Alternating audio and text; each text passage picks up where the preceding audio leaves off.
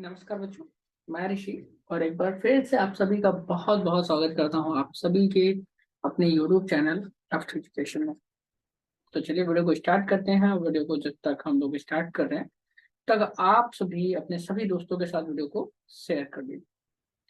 तो बच्चों ये रहा हमारा अरिहंत का सैंपल पेपर 2 का लॉन्ग आंसर। लॉन्ग आंसर्स हैं। जो लॉन्ग आंसर्स में आपके 5 लॉन्ग आंसर्स होंगे और आप ये ध्यान रखिएगा कि आपको बस किन्हीं टीम के ही आंसर देने हैं। तो ये बहुत ही ध्यान से दीजिएगा कि जो आपको क्वेश्चन पूरे 3 बहुत अच्छी तरीके से कंफर्म है उन्हीं के आपको आंसर देने हैं। मैं कोशिश करूंगा कि कल एक ऐसा वीडियो आपको प्रोवाइड करूं कि जिससे आपको ये जान पाए कि एक्चुअली में आपको क्वेश्चंस कैसे लिखने हैं, how to write the questions in your copy. Okay, so पहला क्वेश्चन हम लोग लेते हैं।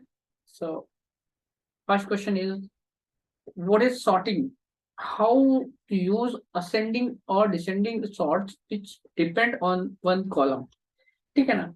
अब यहाँ पर देखिए असेंडिंग का मतलब ए टू जेड कह सकता है, ठीक है, या 0 to 9 कह सकता है, ये असेंडिंग हो जाएगा।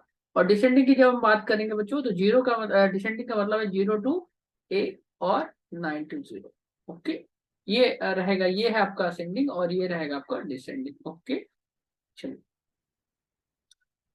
तो अब यहाँ पर देखिए सॉर्टिंग का मतलब क्या है बच्चे। Sorting is a common spreadsheet task that allow user easily reorder the data. ठीक है ना। सॉर्टिंग का सीधा सा मतलब होता है, ये बहुत कॉमन सा फीचर है एमएस वर्ड एमएस एक्सेल का, जिसमें आप क्या कर सकते हैं, अपने डेटा को रीऑर्डर कर सकते हैं। ठीक है ना, किसी भी फील्ड को नेम वाइज या नंबर्स वाइज इजिली जो है इसको रीऑर्डर कर सकते हैं। The most common type of sorting is alphabetical ordering which you can in ascending और डिसेंडिंग ऑर्डर। तो यहाँ पर बच्चों देखिए सिर्फ उन्होंने अल्फाबेटिकल लिया है। हम लोग अल्फाबेटिकल और नंबर दोनों की बात करते हैं। लाइक देखिए 1 to Z, ये देखिए असेंडिंग मीन्स यहाँ पर दिया गया है कि असेंडिंग मीन्स क्या है, ascending means A to Z और 1 to 9। ओके, और descending means Z to A और 9 to 1। ओके, ठीक है। तो टू यूज असेंडिंग और descending sort which is depend on one column follow the given step. तो बच्चों सबसे पहले क्या करना है आपको, highlight the cell to be sorted, then select data. आपको सिंपली करना क्या है, जैसे मान लीजिए आपकी ये टेबल बनी हुई है और इस टेबल में ये डेटा आपको, ये वाला जो कॉलम है इसको सॉर्ट करना। तो आप सीधे से इस पे क्लिक कर दीजिए, पूरा का पूरा जो रो है वो सिलेक्ट हो जाएगा। Okay, select the data, sort to open the sort dialog box. अब यहीं पर आपको एक सॉर्ट का ऑप्शन मिल जाएगा यहीं पर भी, और आपको जो है जो आपके पास डायलॉग बॉक्सेस होते हैं वहां पर भी आपको सॉर्ट का ऑप्शन मिल जाएगा। ठीक है ना। तो click on the sort ascending और डिसेंडिंग टूल बार बटन। तो वहां पर बच्चों दोनों असेंडिंग और डिसेंडिंग दोनों अलग अलग होते हैं। तो उसमें से आपको अगर असेंडिंग करना है तो आप असेंडिंग पे क्लिक कर लीजिए, और अगर आपको डिसेंडिंग करना है तो आप डिसेंडिंग पे क्लिक कर लीजिए। Using the dialog you can sort the selected cell using up to 3 columns.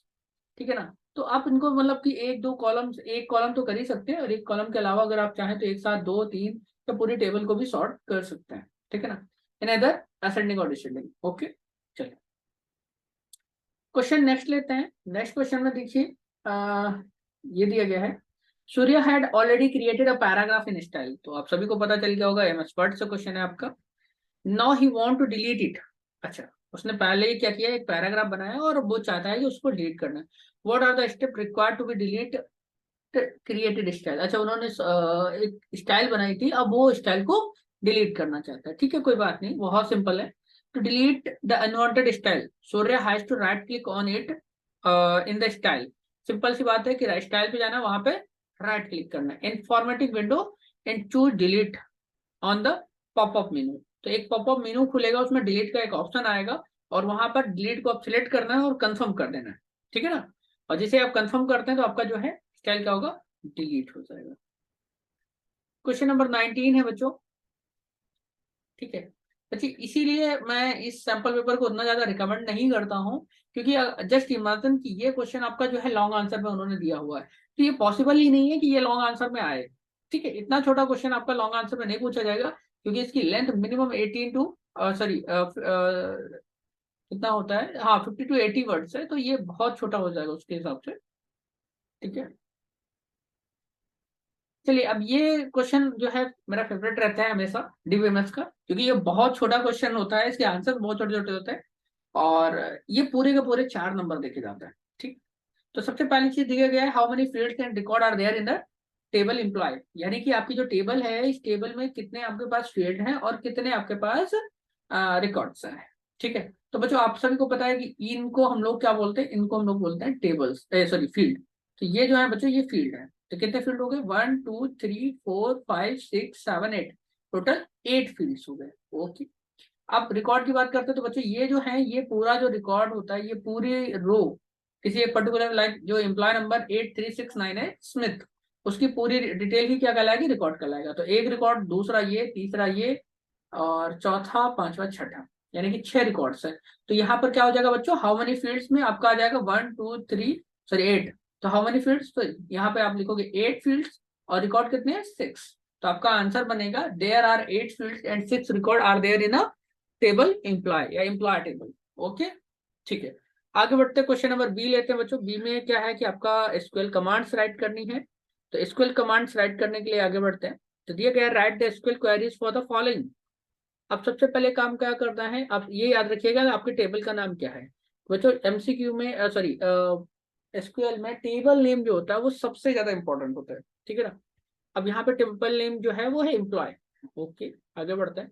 तो यहाँ पर देखिए पहला क्वेश्चन दिया गया है डिस्प्ले ई नेम। तो यहाँ पर देखिए ई नेम का एक कॉलम होगा, राइट, ये देखिए E name, display E name and salary of those employee whose salary is greater than और इक्वल टू 22,000। यहाँ पे 22,000 है, यहाँ से आप देख सकते हो, ठीक है। तो अभी आपको क्या करना है, आपको नेम डिस्प्ले करना है, नेम डिस्प्ले करना और सैलरी डिस्प्ले करना है, जहां पर सैलरी कितनी है 22,000 रुपए है। तो यहाँ पर आप क्या करेंगे, सिलेक्ट करेंगे, सिलेक्ट। अब देखिए ई नेम, यानी कि आपको टेबल में से ई नेम सिलेक्ट करना और सैलरी फ्रॉम टेबल, क्या नाम है टेबल का, employee, where salary is less than और इक्वल टू 22,000, यानी कि जहां पर 22,000 या उससे कम है। तो यहाँ पर अगर आप सैलरी पे जाएंगे बच्चों, तो यहाँ पर देखिए क्या क्या निकल के आएगा, आपका नाम और सैलरी निकल के आएगी किसकी, उन सभी की जिसकी सैलरी जो है 22,000 से कम है।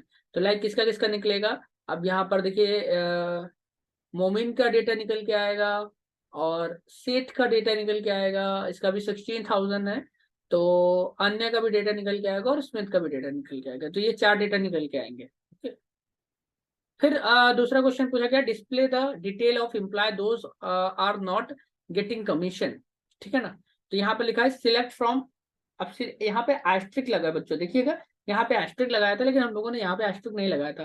तो एस्ट्रिक तब लगाते हैं बच्चों जब हमें पूरे के पूरी फील्ड्स को शो करना होता है। आप ऊपर वाले क्वेश्चन में देखिए कि हमको सिर्फ 2 ही फील्ड लेनी थी, ई नेम और सैलरी, लेकिन अभी हमें क्या करना है, अभी हमें पूरा डेटा दिखाना है, ठीक है ना। तो हम लोग क्या करेंगे, एस्ट्रिक लगाएंगे। तो select asterisk from employee where commission is null. बस बच्चों जब भी आप कोई क्वेरी लिखे, क्वेरी लिखने के बाद इस तरीके से देखो जो हमारा टर्मिनेटर है सेमी कॉलन वो जरूर लगा दे।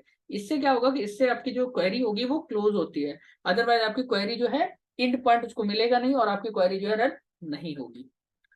थर्ड लेते हैं सिलेक्ट, फिर एस्ट्रिक लगा फ्रॉम एम्प्लॉय। क्वेश्चन नंबर क्या है, display all the details of the employee profile salesman, ठीक है ना। तो जितने भी सेल्समैन है उनका पूरा का पूरा डेटा निकालना है। तो इसमें देखिए फिर लगा हुआ select asterisk from employee where profile equal salesman. तो प्रोफाइल का बच्चों यहाँ पर क्या होगा, एक कॉलम होगा, फील्ड होगा प्रोफाइल का। ये रहा, ये देखिए प्रोफाइल का एक फील्ड है और यहाँ से ये जितना सेल्समैन है उनका डिटेल शो कर देगा। तो 3 सेल्समैन है, तीनों का डिटेल वो शो कर देगा।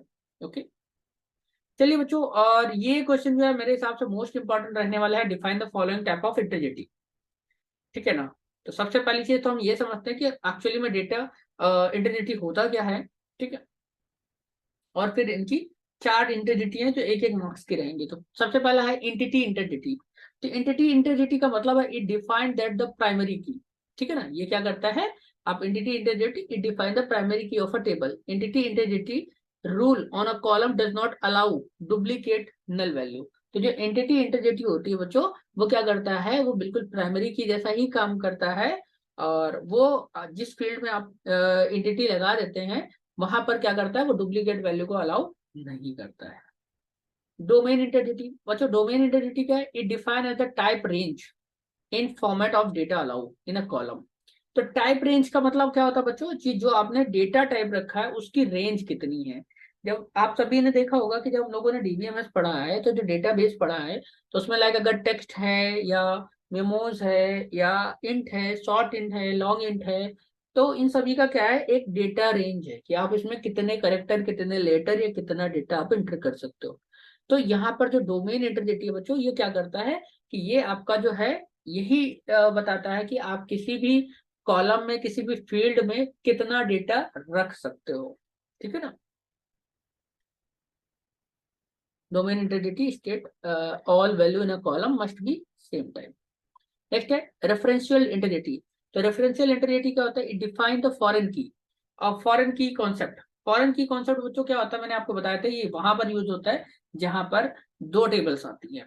ठीक है ना। और जब एक टेबल का आप रिलेशन किसी दूसरे टेबल के साथ करते हैं, लाइक ये हो गया आपका टेबल वन, और इस टेबल वन में ये कॉलम है जहां पर आपने प्राइमरी की यूज कर रखी है। ये आपकी है, मान लेते हैं टेबल टू। ठीक है ना। ये है टेबल टू। अब इस कॉलम को इस कॉलम से आपने क्या कर दिया, रिलेशन तैयार कर दिया। तो यहाँ पर ये जो प्राइमरी की था इस कॉलम के लिए, वो क्या कहलाएगा, फॉरेन की कहलाएगा। समझ में आया। तो रेफरेंशियल जो इंटीग्रिटी है, इट डिफाइन द फॉरेन की concept. Referential integrity ensure the data in related remain accurate and consist before and after change. ठीक है ना। तो ये बिल्कुल प्राइमरी की जैसा ही काम करता है। ये क्या डिफाइन करता है कि जो आपके रिलेटेड टेबल है, रिलेटेड टेबल में ये इंश्योर करता है कि डेटा मतलब कि चेंज करने से पहले और चेंज करने के बाद पूरी तरीके से कंसिस्टेंट और एक्यूरेट है या नहीं है। अब इसके बाद हम नेक्स्ट पढ़ते हैं यूजर डिफाइंड इंटीग्रिटी। तो यूजर डिफाइंड इंटीग्रिटी क्या है, if there are some business requirement which does not fit any above data integrity, user can create on entity which is called user defined entity।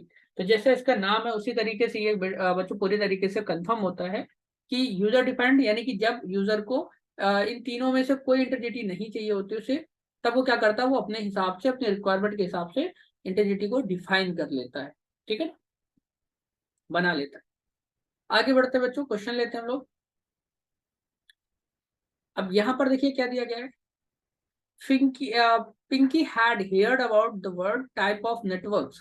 She had some doubt. Answer to the queries. Clear her doubt. अब यहाँ पर देखिए बच्चों 4 point दे दिया गया है, चारों point से एक एक नंबर का है। तो सबसे पहले चीज पूछा है व्हाट इज पैन।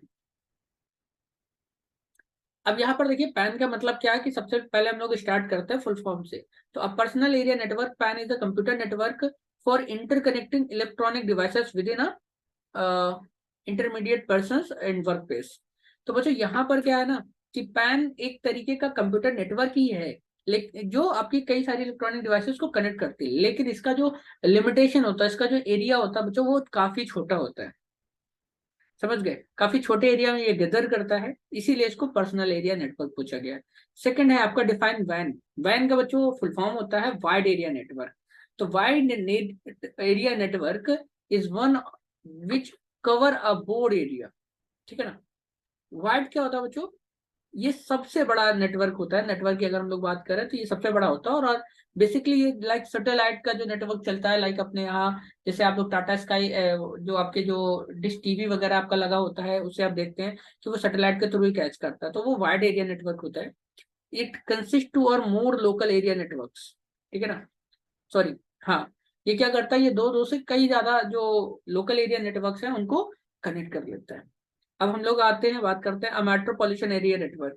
बच्चों आपको जो लैंड मैन वैन का है, मैंने एक वीडियो बना के रखा है, सेपरेटेड वीडियो बना के रखा है मैंने, और उसमें आप बहुत अच्छी तरीके से समझ सकते हैं कि what is the land man one. या फिर आप जो है मेरे यूट्यूब चैनल के प्लेलिस्ट पे जाएंगे तो हो सकता है आपको नेटवर्किंग का एक प्लेलिस्ट मिल जाए।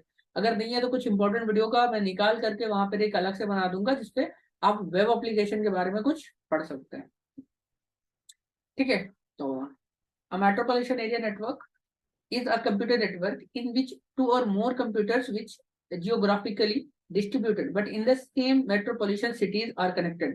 बच्चों यहाँ पर क्या है कि यहाँ पर भी जो मेट्रो मैन है वो भी कई छोटे छोटे लाइन से मिलाकर के बना होता है। ओके, लेकिन यहाँ पर होता क्या है कि ये एक ही मेट्रोपॉलिटन एरिया, मतलब कि एक ही सिटी के अंदर ही अलग अलग लाइंस को कनेक्ट करके बनाया जाता है। ठीक है ना। ओके, बात आते हैं disadvantage of both LAN and वैन, यानी कि वैन और लैन दोनों का डिसएडवांटेज देखते हैं बच्चों। तो डिसएडवांटेज ऑफ लैन, तो even thought LAN save a lot of money in term of resource sharing. तो यानी कि जब बच्चों आप रिसोर्स शेयरिंग की बात करते हो तो ये क्या करता है, इसमें बहुत सारा पैसा लग जाता है, यानी कि आपको बहुत सारा केबल्स का कनेक्शन आ जाता है जिसकी वजह से आपके चार्जेस काफी ज्यादा बढ़ जाते हैं, ठीक है ना। The initial cost of in the setting of networks is quite high। यानी कि जब आप लैन को बहुत अच्छी तरीके से सेटअप कर रहे होते हैं तब क्या होता है कि आपका जो कॉस्ट हो जाता है वो बहुत हाई हो जाता है अकॉर्डिंग टू वाईफाई। अब डिसएडवांटेज ऑफ वैन की बात करते हैं, it is difficult to maintain the वैन नेटवर्क। यानी वैन क्या होता है कि बच्चों वाइड एरिया नेटवर्क होता है, ये बहुत बड़ा एरिया होता है, तो इसको मेंटेन करना बहुत ज्यादा डिफिकल्ट होता है। It required skilled technicians and administrators, ठीक है ना। तो इसमें क्या होता है कि इसको लाइक जैसे आप मान लीजिए कि टावर वगैरह बनाना है, टावर वगैरह खड़ा करना है, तो इसके लिए आपको क्या होना चाहिए, स्किल्ड टेक्नीशियंस की जरूरत पड़ती है और बहुत ज्यादा जो है इसकी देखभाल की जरूरत पड़ती है। ओके,